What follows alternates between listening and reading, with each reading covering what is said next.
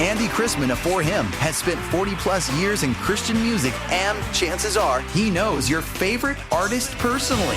Now he's bringing you their stories. I'm Andy Chrisman. In his new podcast, 1 Degree of Andy, he sits down with the voices behind the songs for real, honest, and faith-filled conversations you won't hear anywhere else. That's a great question. If you love Christian music, this is your backstage pass. The 1 Degree of Andy podcast. Listen now to 1 Degree of Andy wherever you get your podcasts.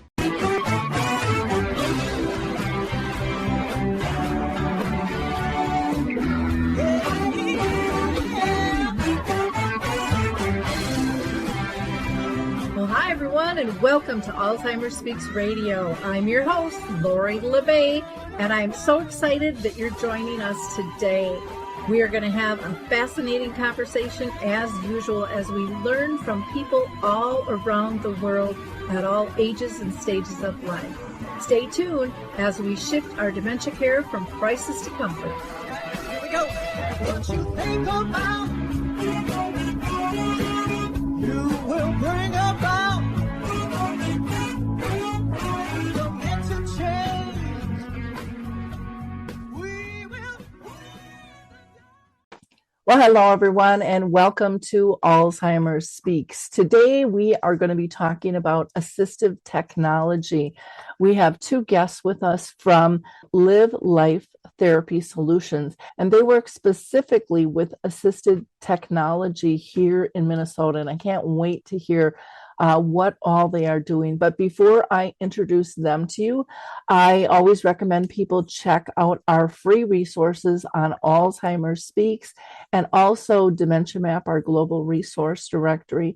And if you have resources that you want people to know about regarding dementia and caregiving, please add your profile to Dementia Map or reach out to me. I can share with you both sites and how you can utilize those to lift your profile and collaborate. Last, I just want to mention Q for Good. They're my webmaster. I hear a lot of people always complaining about their website and things, and these guys are fantastic. They are A, economical, B, really know what they're doing, and they meet their deadlines. Kind of unusual from my experience over many, many years with webmasters. So check them out if you're looking for one. And I think that's it for housekeeping. Let's go meet our guests. Well, ladies, I have been dying for this conversation for quite some time, but your schedules are really, really tight. So thank you for joining me today. I think this is going to be so helpful for my audience. Assistive technology is such a huge piece that can kind of calm the waters and ease things when caring for a loved one, or if you're a professional as well. So I'm going to have each of you introduce yourselves. And Sue, do you want to go ahead and start?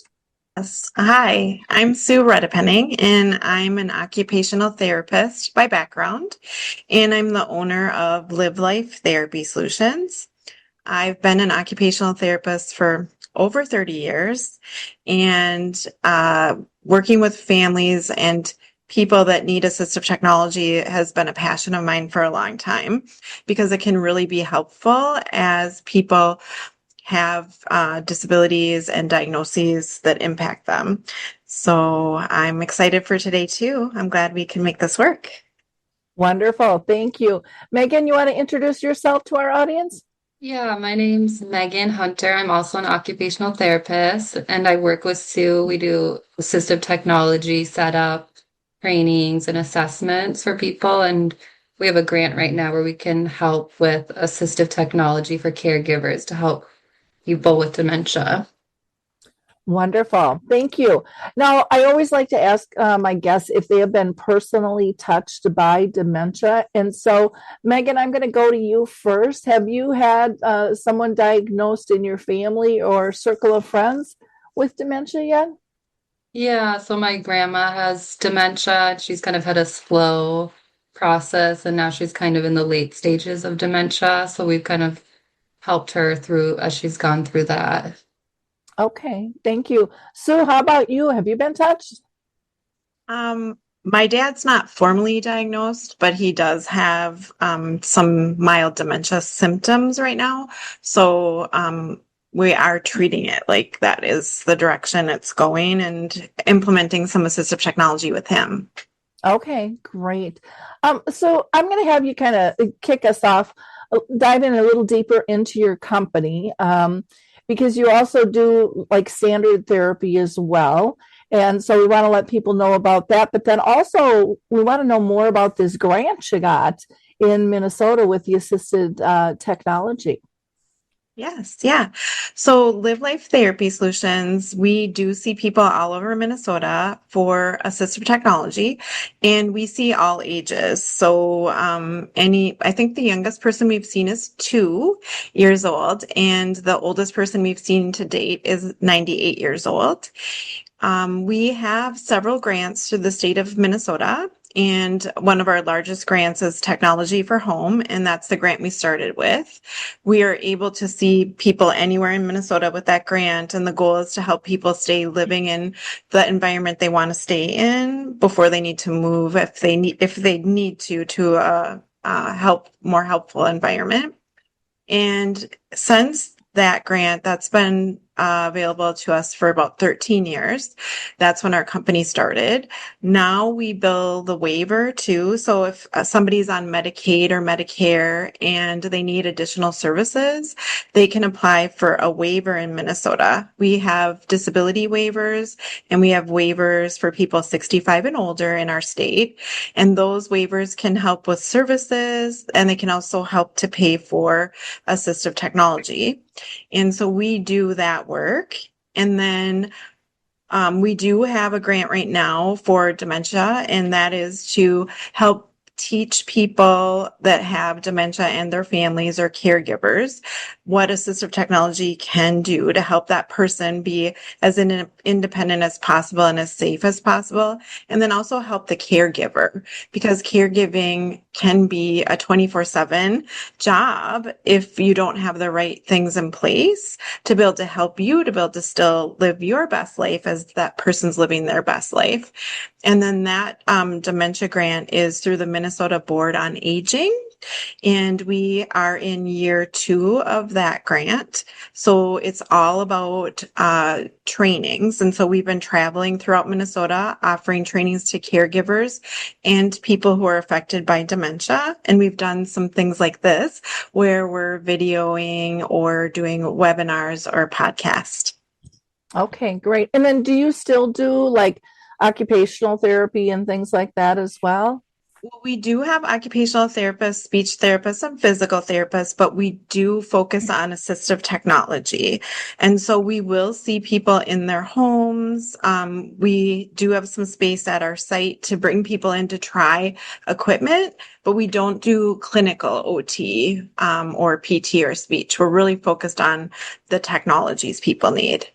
Okay, great. I just wanted to clarify that. Yes, wonderful. good Well, question. How exciting and how cool that you're able to cover the whole state like this. I think it's such a need.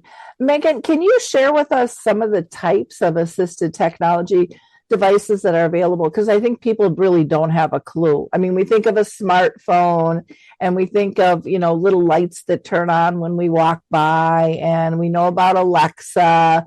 But and some people know those smartwatches, but I know there's so much more out there. And even if they know about those things, I think a lot of times we don't know the details in which they can and how they can really help us. Yeah, there is a lot of technology out there, and really assistive technology can be super simple. One thing we'll do is help people structure their routines, because consistent and predictable routines are really great for somebody with dementia. So like checklists around the house, that can be assistive technology, or sticky notes with reminders, or like you mentioned, Alexa or Google virtual assistants to remind that person to do things they need to do throughout the day. So like even drinking water, eating lunch, and then that gives that person more independence to do those things and less intervention from the caregiver. And then having that independence can be really helpful. So that's kind of our goal with assistive technology, so the person can stay in their home longer. So like even visual calendars are really great, like either pictures for the schedule that they have that day, or large whiteboard calendars. They do have smart calendars. There's one called the Skylight Calendar, and then caregivers can remotely add in reminders or calendar appointments for the person, and then the person has that independence. We've had people tell us that their person they're caring for is like losing their belongings a lot or even hiding things around the house. So they have little tile mates or Apple Air tags that you can attach. They're like $25 to purses, wallets, keys, and then that can find those things quickly without the person getting overwhelmed or stressed. And then we also simple things you can do, like decluttering spaces, organizing, having large, like with dementia, your vision changes a lot. So it's harder to see things. Things are blurry. So having like a designated place for your keys or your wallet, and then making things simple and easy to find, because it can be really overwhelming for the person with dementia to like make that connection of what they need or what they're looking for.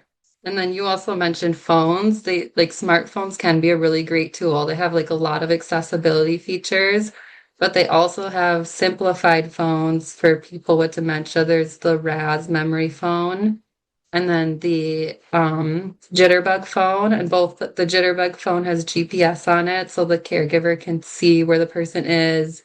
And then even like iPhones, you can simplify now with a feature called Assistive Access. So then it only has like a simple icons the person needs, and they can have a picture of a person they're trying to call rather than like a long list of contacts. And then larger buttons for visual impairments too. So we just really work with the person, what's comfortable for them. Some people with dementia like really high-tech, smart technology, and some like more simple, like written things. They have like picture phones, so they have landline phones with a picture of the person rather than having to like search for that contact. Things like that are really helpful. The Alexa can do video drop-in, so they have a new device called the Echo Show 11. And then the caregiver can basically call the device without the person having to answer. And then it has two-way video calling. So Sue worked with somebody who was very remote in a rural community in Minnesota, and her daughter was able to drop in and check in on her regularly.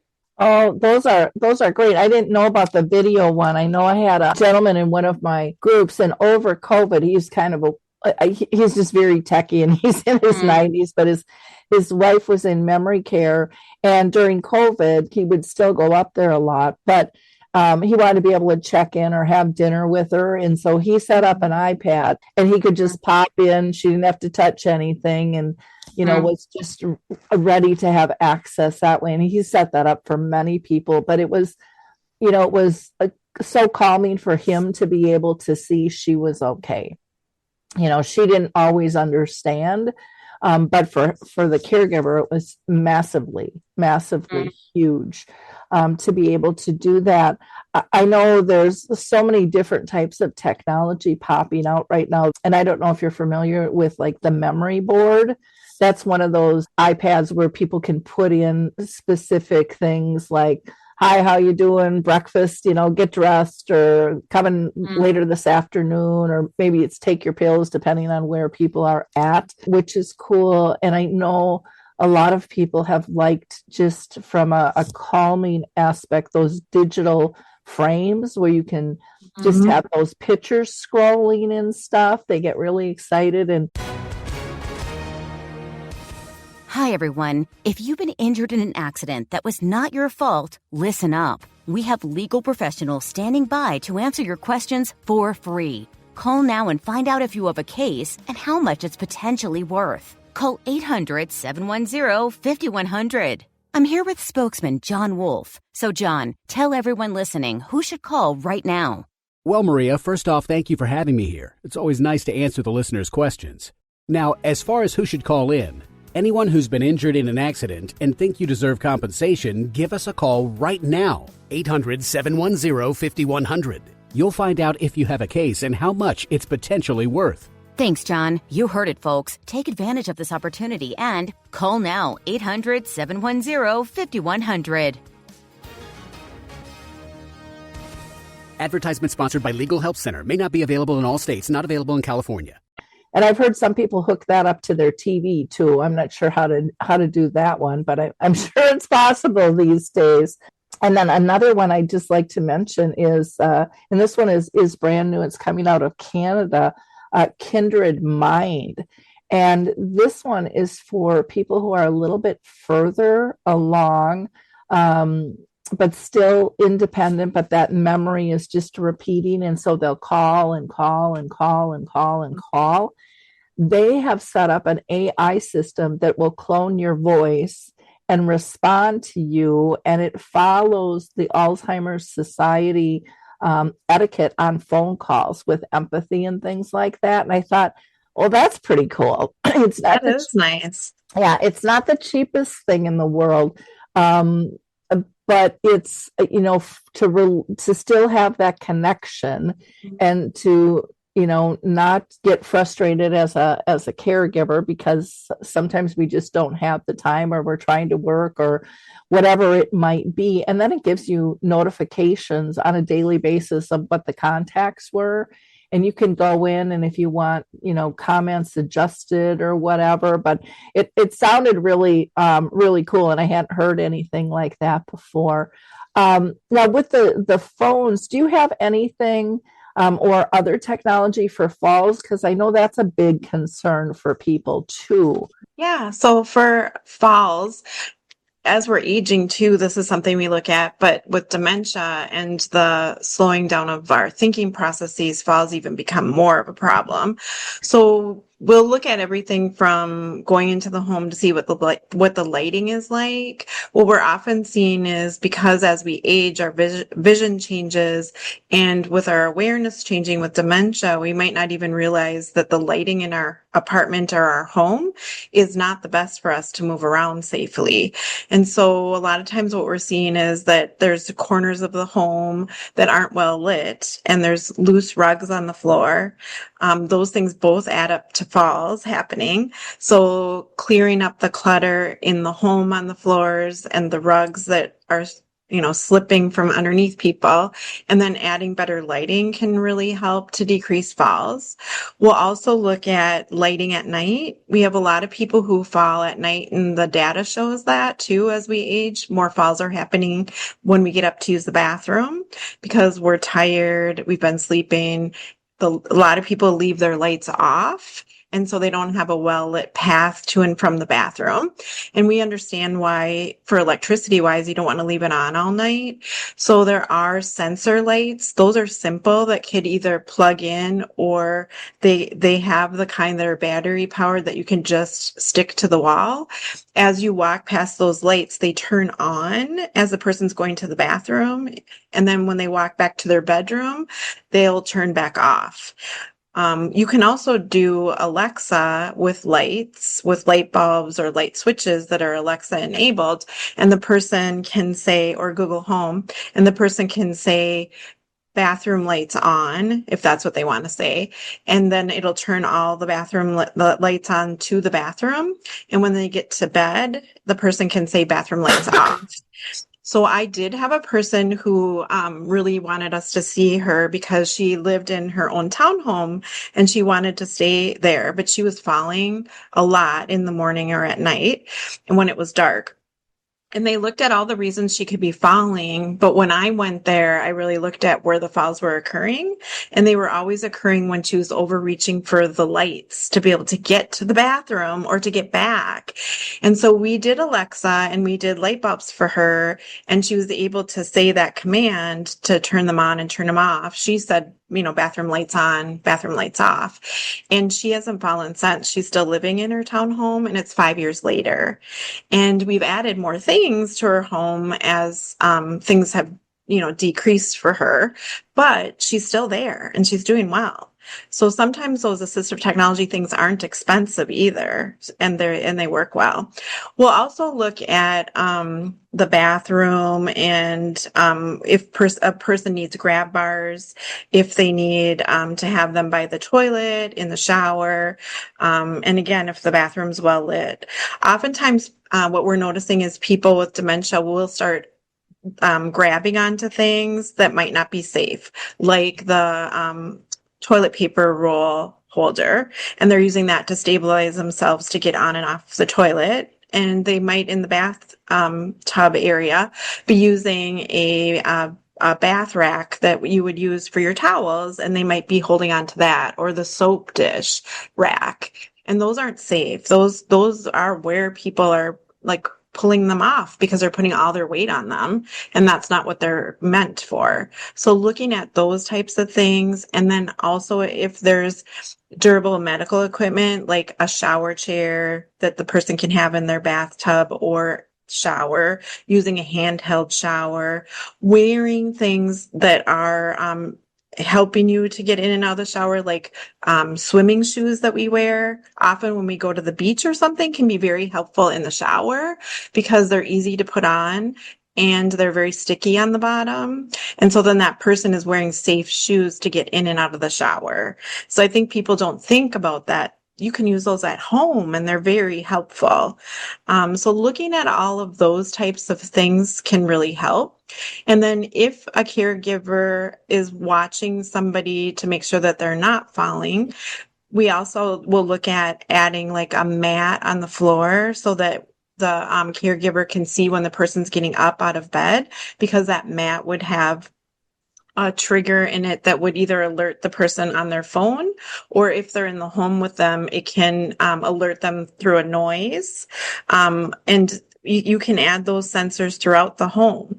And they don't have to be video sensors. They can be sensors that look at movement. There's a lot of different technologies out there that can help the caregiver from home, or if they don't live in that home, see that their parent or loved one is moving around the home like normal.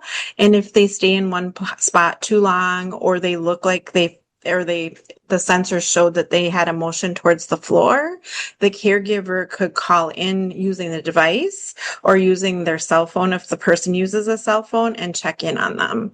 So there's a lot of technologies like that that can really help. And then if a fall does occur, it can help the family member call in and get help for them right away.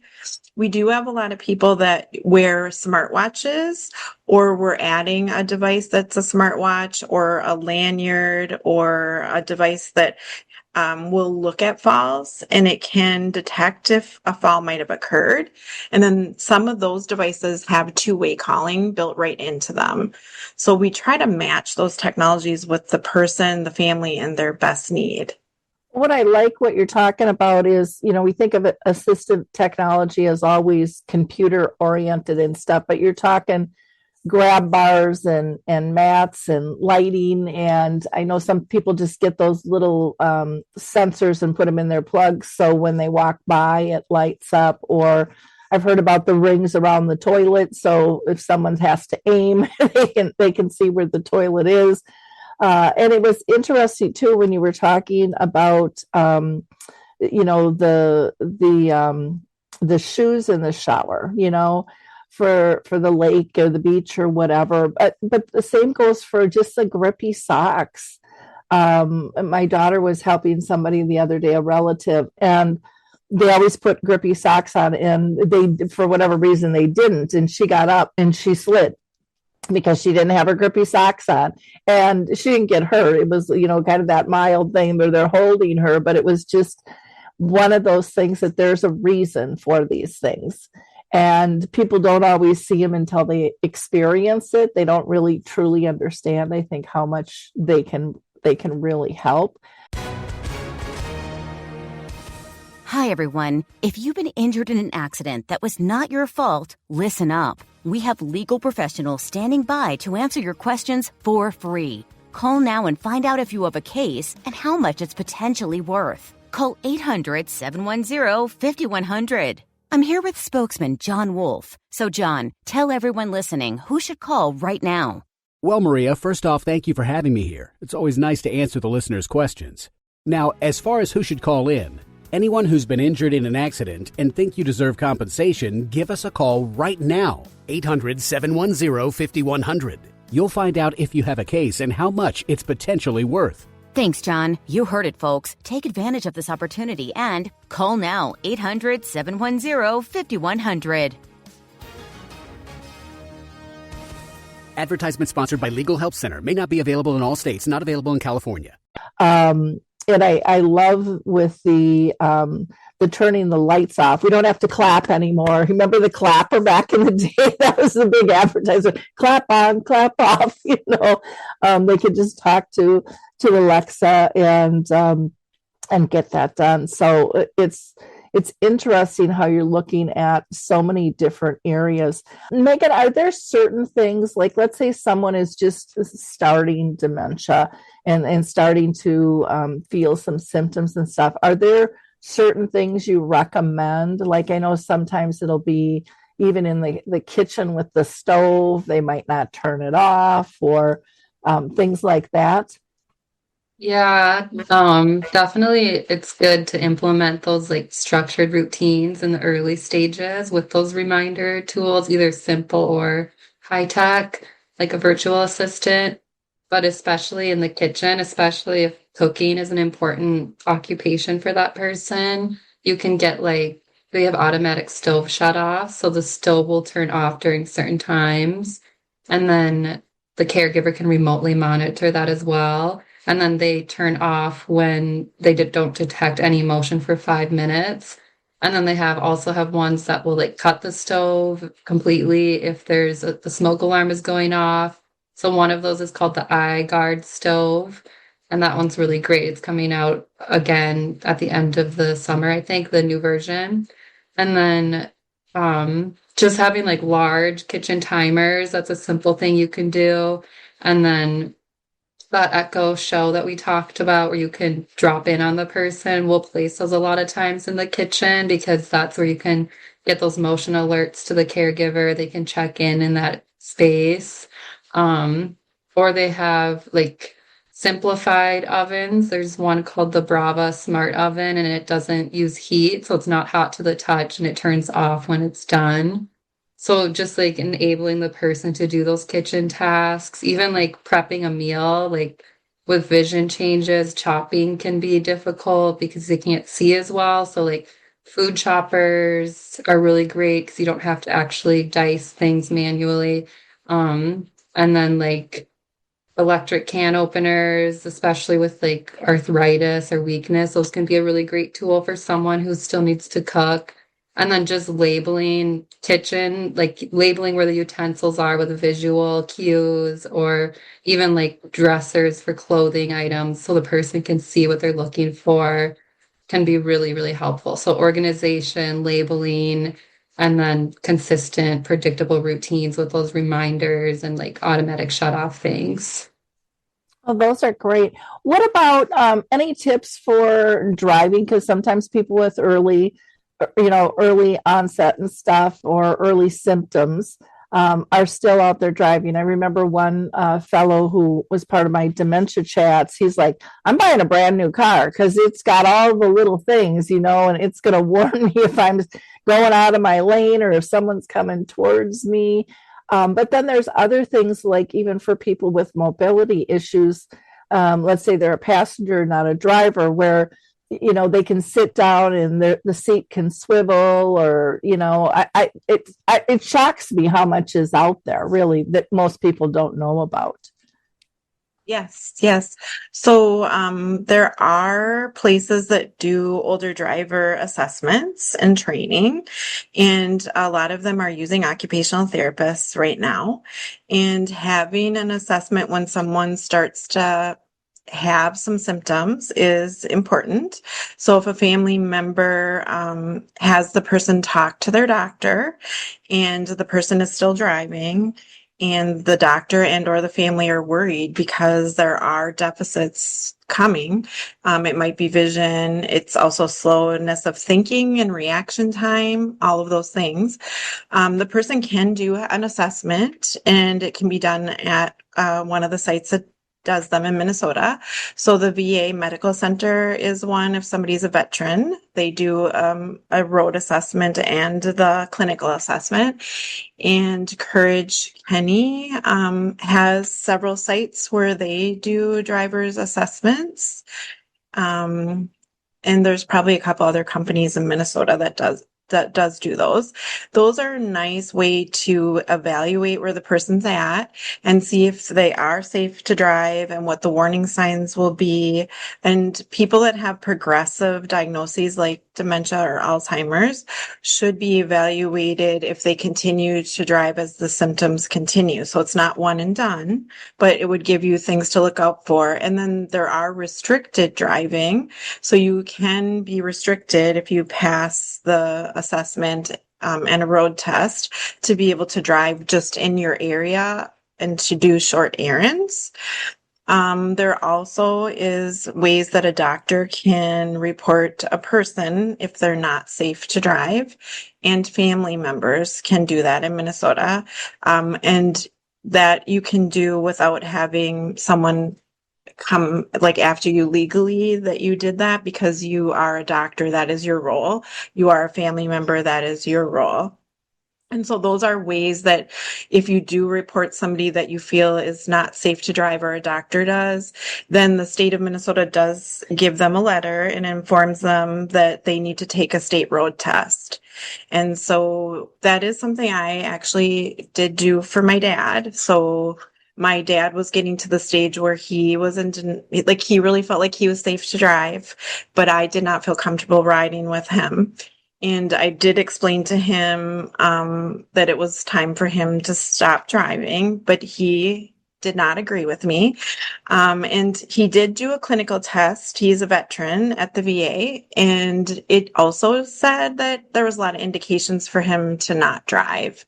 And so I did tell my dad that it's important that he does get out and about, that we're not taking that away from him. We signed him up for Metro Mobility. We also, as kids and the family, have times where we take him places. But I did let him know that I was going to be filling out the paperwork for him to not drive unless he passed the state road test. And so we did as a family do that ourselves too. So that is another option. It's really important when we talk to people about not driving, we don't assume that they're going to figure out how to get where they need to go. We need to help with the whole picture. That's what's so scary for people when they give up driving. That was what my dad was the most afraid of, is that he had places he wanted to go and people he wanted to see. And our lives are built out in the community. And so we can't say to somebody, you're not going to drive, and then not expect that they're going to be angry. We need to talk it all through and give out other choices and options. But as we age and or as we have dementia or Alzheimer's, whatever life holds for each of us, we might each face that ourselves, that we can't drive, and our families might face it. So there are options and choices, but what we shouldn't do is just ignore it, because nobody wants to get hurt driving or hurt someone else. And that is a very real factor. I did work in driver's rehab too before I started working in assistive technology. So in that role, I would take people in the clinic and do a driving assessment, and I would take them on the road. I was also a licensed driving instructor. So in my career, I get how important it is to assess that.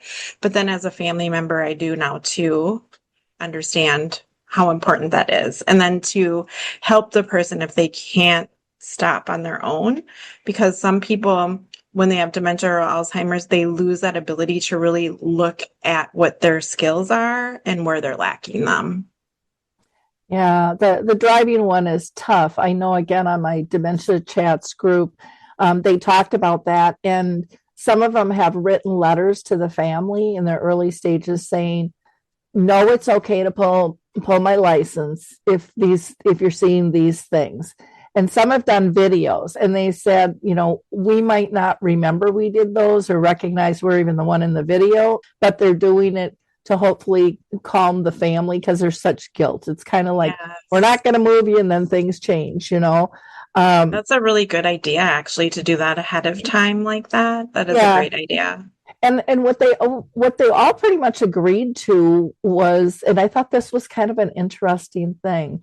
They pose a question to themselves: would I feel safe driving if my grandkids were in the car? And then they looked at how they drove much more seriously. And I found that really interesting, Yeah, that is. The other thing I wanted to ask about was TVs. TVs are like our lifeline these days.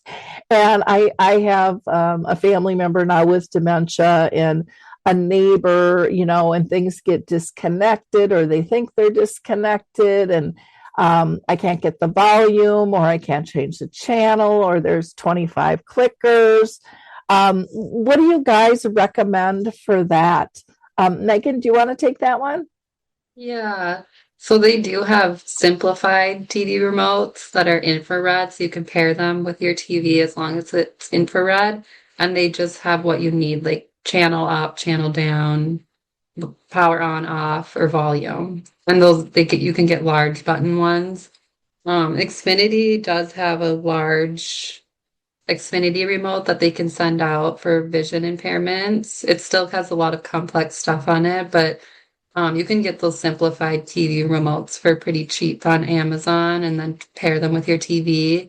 Or I've had people who just need a reference of the channel they're trying to go to. So we'll make like a large visual of this channel is for this channel's for this, and then they can know what button to press. But yeah, it does get complicated these days with all the streaming services and things like that. But yeah, I would recommend the simplified remotes for sure.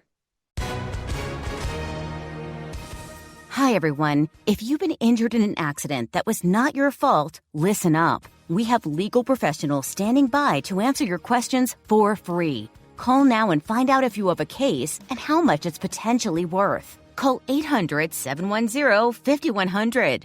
I'm here with spokesman John Wolf. So, John, tell everyone listening who should call right now. Well, Maria, first off, thank you for having me here. It's always nice to answer the listeners' questions. Now, as far as who should call in, anyone who's been injured in an accident and think you deserve compensation, give us a call right now. 800-710-5100. You'll find out if you have a case and how much it's potentially worth. Thanks, John. You heard it, folks. Take advantage of this opportunity and call now. 800-710-5100. Advertisement sponsored by Legal Help Center. May not be available in all states. Not available in California. I think sometimes, too, it's analyzing, the progression. Do they really need or like all of these streaming things? And if not, then, get rid of them. And that can be hard when you're sharing a TV because, as a caregiver, I still like those channels, and I want to watch it.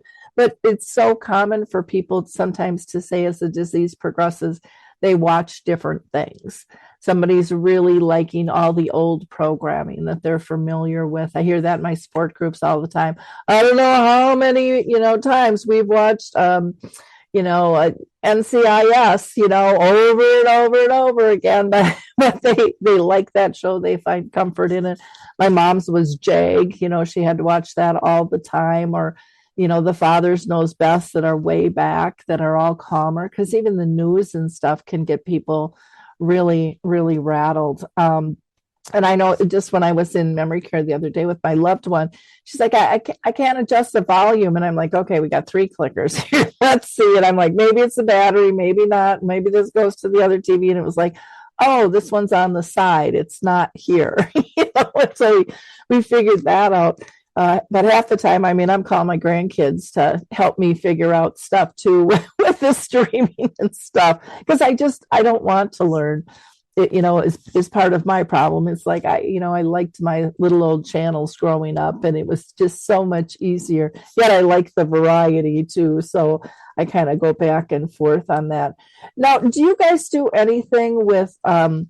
I'm just thinking for, people, especially in earlier stages, like for financing and stuff. I know there's a company called Careful that can do monitoring If someone's not paying bills or double paying bills, or having weird things on their credit cards for monitoring. And again, I know there can be a lot of pushback early on with people because they don't want that kind of control. But by the time you find out you need it, it can be too late, and some accounts can really be drained, and you can end up with fraud and all of those types of things. How do you guys handle stuff like that, Sue?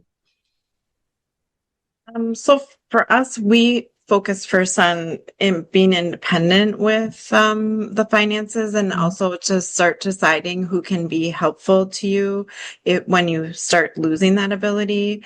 So some people go to paying bills online rather than just writing checks and things like that. We do have people in beginning early stages where online bill paying can be really helpful. Using their smartphone, if they're good at their smartphone, they have built-in wallets in your smartphone. So you can actually add your credit card right in there, and you can pay using your phone. Because also, if you have too many credit cards and a wallet and a smartphone, that's all these more things you could lose. So we'll start with those types of ways to simplify things. And then we'll make sure we're talking to the family and the caregivers about who could be a good person to help. So for like my dad, my mom helps with some of the bills that are hard for him. And then I help with the things that we do online, because my mom doesn't like to do online. So having those conversations and looking at that, and then having safety features on the smartphone and on the phone so that you can't accidentally buy things, because even on smart TVs right now, you can be on your TV and all of a sudden it'll ask you if you want to buy something. And so I think there's just so much vulnerability with that. I'm not as familiar with the programs that can stop someone from doing things, but we're really good at going into the devices and making sure we set settings on there so that you can't accidentally use your credit card. You can't accidentally purchase things. There's double authentication to things. So that would make it harder for somebody to do those accidental buying. And then for phone calls too, it is really hard if somebody's getting a lot of phone calls to know what's real and what's not real that is coming in. And so, simplifying the phone, and then also using phones that only allow the person to get calls from family members and to call family members can be helpful, because I know my dad can get really confused, and he sort of sometimes will believe anything someone says when they call him. And so we've had those problems where he has given out information he shouldn't have. And so then it's a lot of stress on us, and we have a lot of paperwork to fill out. And so adding those restrictions can be helpful so that the person isn't getting calls from anyone and everyone, because that is a really hard filter to have. Yeah, I love the grandpad for that, where you just, it's a restricted I was just going to say, thing. And then, do you want them on the internet? Is that a safe place or not? They can video, they can text, just verbally. I just think that one is wonderful. We've got a neighbor who, she was on everybody's scam list, and they were calling, this is the bank and there's a fraudulent thing, and then they're trying to get her information, and then she'd call me and she'd be all nervous, and she'd have all these notes, and I'm like, oh my gosh, did you give them your account number? And because she had it written down. No, I didn't. And I'm like, oh, I don't know. And then we'd run to the bank and kind of check things out. And it's sad, because once they get on those scammers lists, they share them, and they're petrified, after the fact. So that kind of stuff is really, really spooky. I want to talk about, and Megan, I'm going to throw this one to you, about daily tasks like dressing, because sometimes that gets complicated as things proceed, and hygiene can be a really big conflict between the caregiver and the person with dementia. Sometimes I don't need a shower. What are you telling me? I stink. I just took a shower, and maybe they haven't been in for weeks, So what do you have some ideas to help people with dressing and hygiene and, leisure activities and things like that? I think just so they have more independence, you can do like transition to more pullover tops, elastic waistbands, Velcro closures. They have elastic shoelaces you can replace with your regular shoes laces, and then like slip-on shoes. So the person's not getting frustrated with that task and they're doing it independently because those things are simplified. Simplifying closets and drawers again, and then having those labels of where like their socks are or where their shirts are, and then they can easily find that thing and do that independently. And then with hygiene and things like that, I do really think those reminder tools really help. They don't have to be super complicated, but they can just be like that cue, and then the person can be cued to do that thing, and they're doing it on their own. And then as they do that consistently, maybe at the same time every day, it's easier for them to get in that habit and that routine. So we'll use reminder tools like that, like Alexa or Google have motion detection, so they can remind the person to use the bathroom when they walk near the bathroom. And then also having like labels for the bathroom or for the kitchen, so the person knows where they're going or what they need to do. And that can be really overwhelming for the person not being able to communicate what they need. And a lot of times those unmet needs, like using the bathroom, pain, hunger, can lead to wandering behaviors, anxiety, restlessness. So just making sure all those needs are met throughout the day and the person's doing them as independently as possible, so they don't feel like they're constantly being monitored or the caregiver has to intervene so much. What about medications? So medications, they have a lot of really great medication reminders out there. There's a local company called Dose Health, and it is electronic, so it has the time and day printed on it electronically, and then changes with the day. And then it rotates when it's time to take the medication and dispense, and then send a reminder to the person, or a audio reminder. And then the caregivers also link to that on an app remotely from their phone. So they'll get alerts if the person takes their medication or if they forget to take their medication. They have like simple things like a last opened pill bottle. So if the person's on one medication, they just kind of forget, did they take their medications that day? It will show on the cap what time the bottle was opened. Simple, like organizing medications is really great, like those pill boxes with a reminder, just kind of it goes with what works best for the person.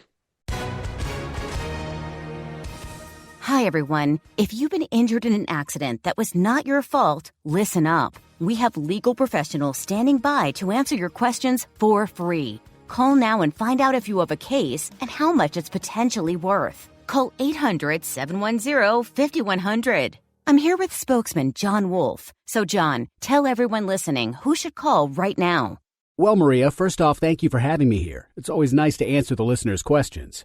Now, as far as who should call in, anyone who's been injured in an accident and think you deserve compensation, give us a call right now. 800-710-5100. You'll find out if you have a case and how much it's potentially worth. Thanks, John. You heard it, folks. Take advantage of this opportunity and call now, 800-710-5100. Advertisement sponsored by Legal Help Center. May not be available in all states. Not available in California. Okay, wonderful. Yeah, those, I know medications, people worry about that a lot. And I know caregivers will say, well, I'm at work, but I set them out, I call, I remind them, and they walk over there, they say they took them, and I come home and they're still on the counter sometimes, and then, then they're at a different stage in terms of, someone physically has to be there to remind them, or you need some kind of camera to see, did they actually take them, so that you can kind of walk them through that again. Do you do anything like with incontinence products? And the reason I ask that is I know a lot of people, when they have incontinence products, they pull back because they're afraid of having an accident, or squeaking or looking bulgy, when they're walking. and it can just be a difficult thing, or they can slip and fall, or it can be the bedding can get wet. I mean, and then when that happens, it's just a kind of a rollerball effect. Do you have any certain products that you like or suggest, or do you kind of stay away from that area? And I'll throw that one to Sue. In general, that's not assistive technology, so we don't do a lot with that, but we will remind families that that would be a great thing to look at. And then again, to be person-centered, to make sure that some people will wear garments during the day that are lighter because they don't have as much trouble with incontinence during the day. And then at night, they do need a thicker product. And I think what's really important is families need to be sensitive to the fact that they don't want that thicker product during the day, because then you will see something under their clothes. And oftentimes people will have extra padding on their bed, have sheets that are waterproof. There's lots of different things that you can do like that. But the main thing is just to really be sensitive to the person's needs and to have products that are able to move with what they do throughout the day. I'll just throw a plug in for Senny. I've done a lot of shows for them who have had individuals living in their home to communities and home health care, in terms of they've got leak guards, and they really help people get fit for the right products and stuff. And the scenarios and the lifestyle ability to remain independent and feel comfortable has just been a huge difference for them. Gosh, this has just been so informative. Sue, and Megan, is there anything else that we need to cover? I definitely want to make sure that we get your contact information out to everybody. We're going to have some resource sheets and information posted on your website, because there's a lot of things we share with people when we're doing the dementia training that are very helpful. And those solutions that we're talking about, we have links to where you get some of those to give people ideas.